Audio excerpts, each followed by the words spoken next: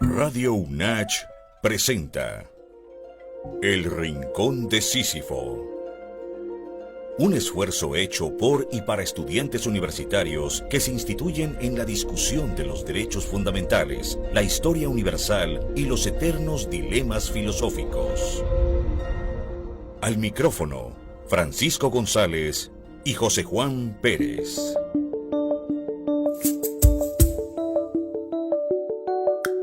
Es indiscutible que desde que hay filósofos en la Tierra y en todos los lugares en los que los ha habido, desde la India hasta Inglaterra, para tomar los dos polos opuestos de la capacidad para filosofía, existen una auténtica irritación y un auténtico rencor de aquellos contra la sensualidad. Schopenhauer es tan solo el más elocuente, y si se tiene oídos para escuchar, también el más arrebatador y fascinante de estos desahogos. Friedrich Nietzsche. Y con esta frase, tomada de una de sus obras más sistemáticas, me complazco en saludarlos esta tarde, mañana o noche, dependiendo si nos escuchan incluso en la madrugada, a toda nuestra audiencia del Rincón de Sísifo, y también a José, que pues me da un gran placer, como siempre, compartir cabina contigo con un tema que has propuesto ya desde hace varios tiempo y que, bueno, pues nos adentra en una de las figuras más interesantes de la filosofía del siglo XIX y que al mismo tiempo es una de las filosofías más vitales del siglo XX y también de la llamada posmodernidad.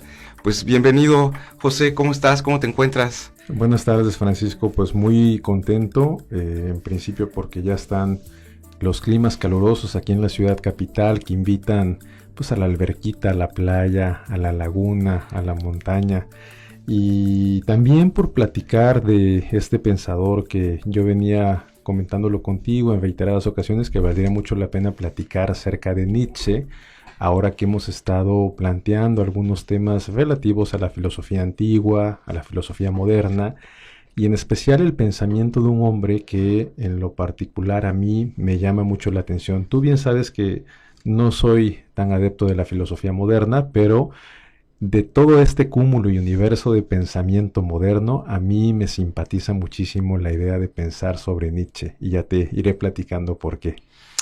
Pues así es, mira, Friedrich Nietzsche es un pensador, sí, de la modernidad, pero a pesar de eso ocupa un lugar interesante dentro de esa, vamos a llamarlo, historia de la filosofía, y tiene que ver con una crítica muy acerada a las condiciones imperantes de su época.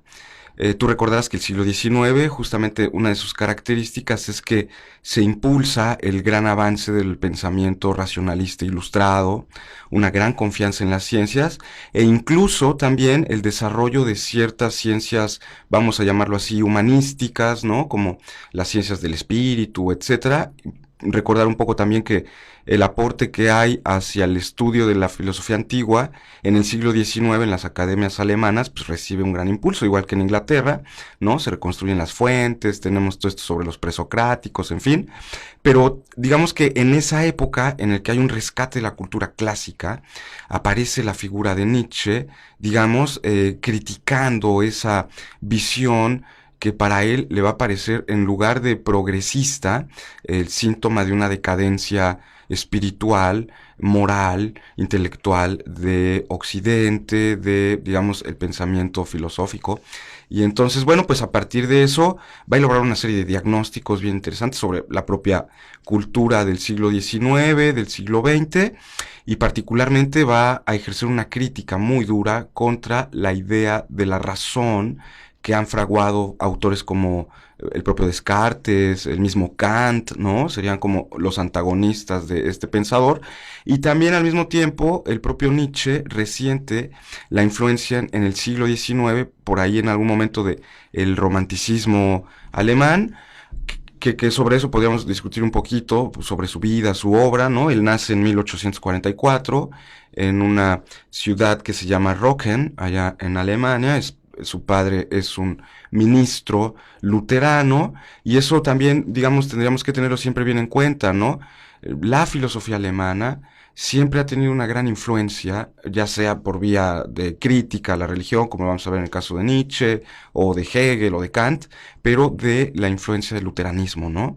Eso habría siempre que tomarlo en cuenta, es una fuente importante del espíritu alemán, y bueno, el propio Nietzsche va a ser muy crítico del cristianismo, es como lo que más se conoce, ¿no? De esta moral imperante, pero nosotros no nos vamos a meter tanto en eso, podremos, si quieres, abordarlo en otro programa, pero efectivamente es una figura que atrapa muy, muy intensamente a pensadores, ¿no? Que de pronto sienten una especie de vacío frente al mundo de la modernidad, que pues los anhelos y todo al final resultan ser tener un auto o conseguir un puesto social o cosas que de pronto uno dice, bueno, al menos la antigüedad tenía un anhelo de, bueno, trascendencia, de cierto sentido, pero que cuando de pronto escarbamos un poquito más la filosofía de Nietzsche, vamos a ver que en realidad ese aprecio que tiene por los antiguos, ¿no?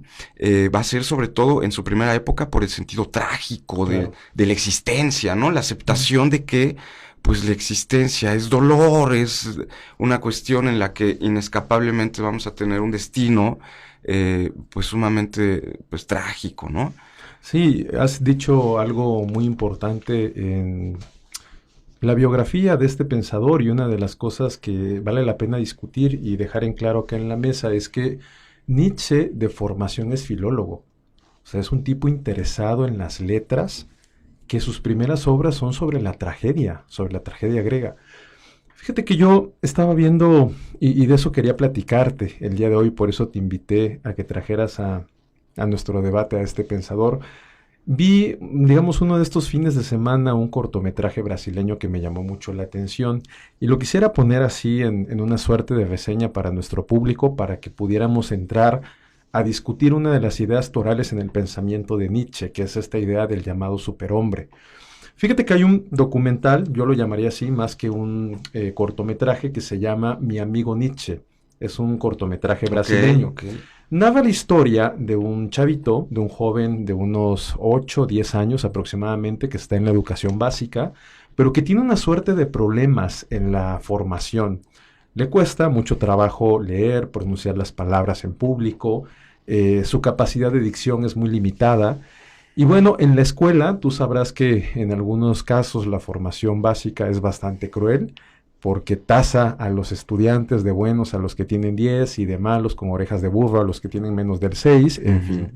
Y resulta que la maestra continuamente le decía que él no tenía futuro, ¿no? Este chico del que te estoy platicando. Llegaba a la casa y pues el padre entretenido en el tema del fútbol, viendo el televisor, la madre con los vaivenes de las ocupaciones del día a día, y pues nadie atendía las necesidades de este pobre muchacho. Y resulta que un día de esos, un muy buen día diría yo, se encuentra en un basurero un libro. Fíjate cómo es de curiosa la vida y las interconexiones que podríamos pensar que suceden. Y ese libro no era nada más ni menos que Así habló Zaratustra, la obra cumbre de Friedrich Nietzsche. Este chico comienza a leer el libro y se da cuenta que conforme va avanzando en la lectura, va venciendo ciertos problemas que él tenía académicos, por ejemplo, la capacidad de leer, la capacidad de pronunciar las palabras. Y hay algunas líneas muy interesantes en el desarrollo argumental de este cortometraje, porque de pronto él se encuentra algunas frases que le dan mucha curiosidad y bueno, se las pregunta a su mamá, porque todos cuando niños a quienes recurrimos como fuente de sabiduría es a nuestros padres, ¿no? A nuestros tutores, quienes son los que generan esta confianza en cuanto a lo desconocido. Y le preguntaba cosas como, oye, ma, ¿es cierto que Dios ha muerto? Y bueno, la madre cuando escuchaba eso se ponía muy furiosa, se ponía muy alarmada, al grado que lleva al niño a la iglesia y le dice, pues platica con el padre, porque ¿cómo puedes decirme estas cosas? ¿No? Evidentemente el niño lo lee en un contexto distinto al de... Es decir, si no das contexto en la frase, pues no puedes entenderlo. Y bueno, llegan y se lo comentan al padre, y el padre reprende fuertemente al muchacho. al grado que le dice que expulsa a todos los demonios que tiene dentro de sí. Bueno, es exorcizado de Lo Nietzsche. exorcizaron por andar leyendo cosas indebidas. Le prohíben que lea el libro, pero resulta que pasa algo muy curioso en la vida de este chico. Llega a la escuela y el muchacho es otro. El muchacho tenía el valor de pararse frente al grupo y de explicarle a sus compañeros cómo podían ellos liberarse de la opresión que generaba el condicionamiento moral al que estamos sometidos en Occidente. Y les decía que no tuviesen miedo, les decía que tuviesen el valor de vencer sus propios traumas y que podían salir adelante y despertar al super yo que existía junto con su alma dormida. Cuando la maestra se da cuenta que el chico comienza a tener buenas calificaciones, dice, pues ¿qué pasó? Si el chico siempre tenía 5, ahora tiene 10, Copia. es un excelente orador, y cuando volteaban a ver, el muchacho estaba en el recreo motivando a los demás chicos como un orador de primer nivel. Es un gran líder. Y bueno, le preguntan qué ha pasado, y él dice, pues es que conocí a mi amigo Nietzsche, y saca el libro que había encontrado en el basurero. Vaya. Bueno, yo te cuento todo esto, pues también para invitar a quienes nos escuchen, si quieren, o si tienen 15 minutos, 20 minutos disponibles. Es un cortometraje que está en la web, lo pueden buscar en YouTube, nada más le pican ahí, Mi amigo Nietzsche, y es un documental, decía yo, brasileño, está en portugués, pero bueno, está subtitulado al castellano. Creo que el argumento de fondo de este documental es cómo la educación, la filosofía, esta idea del superhombre, puede generar empoderamiento en las personas. Porque el primer plano es un chico que no tiene a quién recurrir. Un chico que ha sido dominado por el sistema, porque todo el mundo le dice que no va a pasar de la esquina. Y de cierta manera yo me identifico mucho con la vida de este chico, porque creo que era el José Juan de hace 20 años. Por eso me ha gustado tanto y quería que lo platicáramos el día de hoy. Y ves la otra toma y ves un chico empoderado que ha leído y que se puede manifestar en contra de lo que cree que no está bien. Es una gran historia, sin duda, porque marca uno de los aspectos más interesantes, yo diría, de la filosofía nietzscheana. Si pudiésemos definir en un concepto la idea de la filosofía nietzscheana, darle como una etiqueta, yo sé que a veces no es tan correcto, pero también es parte de conceptualizar, podríamos decir que es una filosofía vitalista, en el que uno de los valores supremos o los principios fundamentales de la filosofía de Nietzsche tiene que ver con algo que descubre de su maestro Arthur Schopenhauer, y que tiene que ver con la idea de que existe una voluntad de vivir que es incluso más poderosa que la razón misma, ¿no? Y que incluso a veces la razón, por ejemplo, Occidente, sus normas, en fin, se ha construido a partir de una opresión en contra de los valores vitales, ¿no?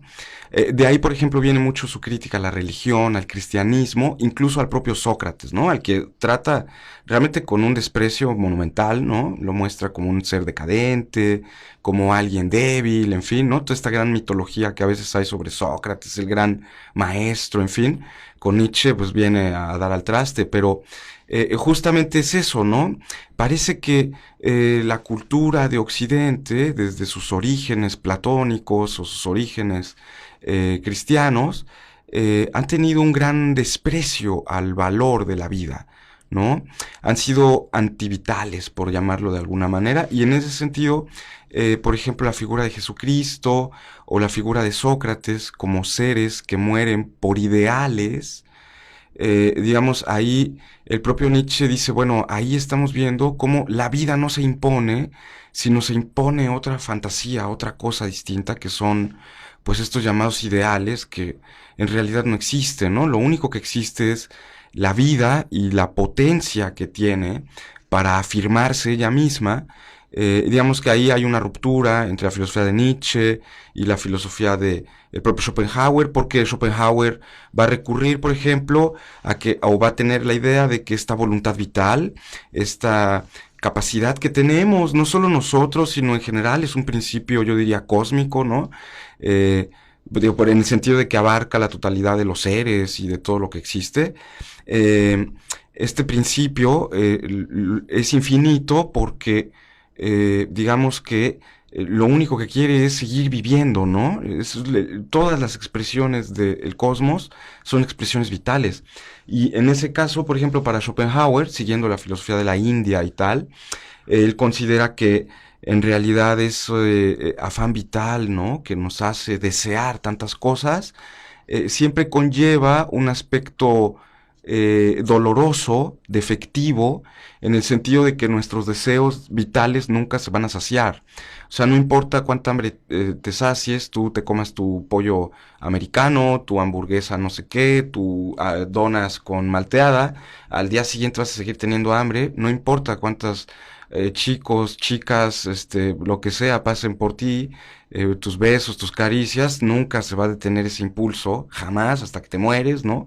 Que a veces un poco a mí me aterraba. Yo decía, ay, cuando descubrí la sexualidad, de poco esto nunca se me va a ir, ¿no? Porque sí es medio, y pues no importa cuánto lo llenes y así, entonces eso siempre para Schopenhauer produce un dolor, mientras que Nietzsche, no, en realidad esa es la potencia de afirmar esa vida. Entonces, claro, la historia tiene mucho sentido porque este joven, este niño del que nos estás hablando, pues lo que encuentra en Nietzsche es esa filosofía que apuesta por la vida, que apuesta por un significado nuevo de lo que deberíamos de entender, por impulsos vitales, ¿no? Y todo eso realmente es, pues yo no diría empoderador, porque en realidad, digamos que lo único que hace es como expander la misma fuerza, ¿no? Porque es como parte del principio vital, ¿no? No es más ni menos, simplemente se expande, ¿no? O se contrae. Y claro que en condiciones donde ese espíritu vital se contrae, la vida no deja de desear, ¿no? Y entonces ahí aparece un tema interesante en la filosofía de Nietzsche que nos puede dar para otro programa, que tiene que ver con la transvalorización, ¿no? La vida se vuelve tan insoportable para las personas que tienen que crear nuevos valores, ¿no? Claro. Entonces, a veces yo así lo pienso, en mí mismo, ¿no?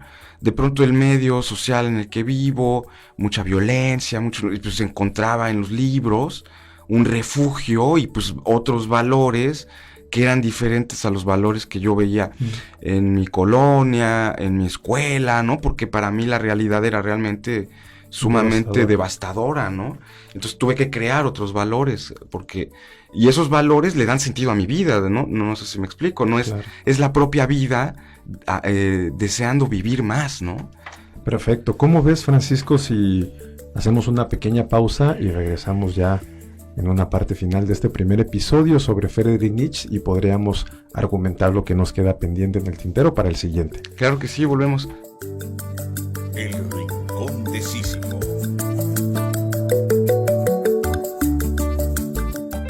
Denuncia. Acércate a las comisiones de género de las unidades académicas o directamente a la Defensoría de los Derechos Humanos y Universitarios. Ten la certeza de que contarás con la discreción y protección que necesitas. Nuestra labor es prevenir, investigar y sancionar a los responsables en caso de violencia de género, pero sobre todo, brindarte el apoyo que necesites para salvaguardar tu dignidad e integridad. Es importante que nos cuentes tu experiencia de la manera más detallada posible. Si cuentas con pruebas al respecto, es importante que las incluyas. De esta manera, podremos lograr una investigación más adecuada que nos permita sancionar al responsable y crear políticas de prevención y erradicación de la violencia. No vamos a tolerar ningún acto más de violencia de género, hostigamiento, acoso sexual o discriminación en nuestra máxima casa de estudios. Todas y todos somos parte del cambio. Dejemos huella. Por la conciencia de la necesidad de servir. Universidad Autónoma de Chiapas. La Universidad Autónoma de Chiapas tiene presencia en las 15 regiones socioeconómicas y en más de 60 sedes virtuales para estudiar a distancia. Contamos con 42 licenciaturas presenciales y 8 a distancia. Descarga tu ficha en www.aspirantes.unach.mx del 22 de febrero al 18 de abril. Elige UNACH por la conciencia de la necesidad de servir. Radio UNACH. Frecuencia universitaria. Bueno, y habíamos quedado ahora, antes de ir a la pequeña pausa comercial que hemos tenido, pues en una suerte de introducción acerca del pensamiento y de la vida de Friedrich Nietzsche, que es uno de los pensadores pues, más influyentes del siglo XIX. Has dado un argumento muy interesante, Francisco, que a mí me ha hecho pensar en la epopeya que yo he traído a colación con este documental, cómo el ser humano puede crear estos valores propios cuando no se identifica con los valores que son los impuestos por la sociedad.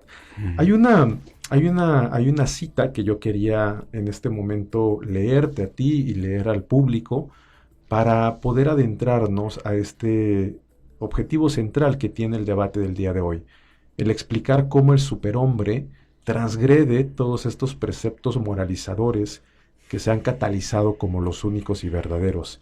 Mira lo que dice Nietzsche en Así habló Zaratustra. Dice: mirad, yo os enseño el superhombre. El superhombre es el sentido de la tierra. Diga vuestra voluntad, sea el superhombre el sentido de la tierra. Yo os conjuro, hermanos míos, permaneced fieles a la tierra y no creáis a quienes os hablan de esperanzas sobreterrenales. Son envenenadores, lo sepan o no. Son despreciadores de la vida, son moribundos y están, ellos también, envenenados. La tierra está cansada de ellos, ojalá desaparezcan.